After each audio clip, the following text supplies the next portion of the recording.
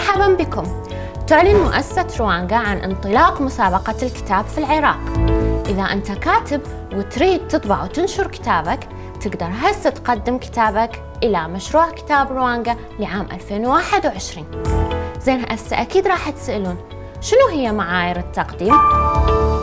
أنا راح أقول لكم المعايير. أول شيء لازم يكون الكتاب بين 15,000 إلى 20,000 كلمة. ثانياً لازم يكون الكتاب ما منشور قبل بأي مكان.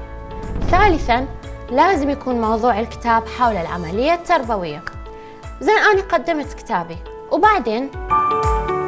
وبعدين راح يتم اختيار أفضل 4 كتب من لجنة متكونة من كتاب خبراء ومختصين في هذا المجال، ويتم الإعلان عن الفائزين ال4 في الحفل الختامي للمشروع. وراح تقوم مؤسسة روانغا بطبع 1000 نسخة من كل كتاب فائز. زين، هسه بقت أهم خطوة، شلون نقدم؟ التقديم كلش سهل، راح يكون عبر تقديم كتابك إلى البريد الإلكتروني book@rwanga.org.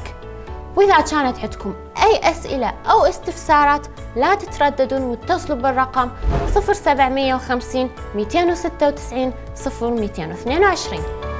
قدم كتابك.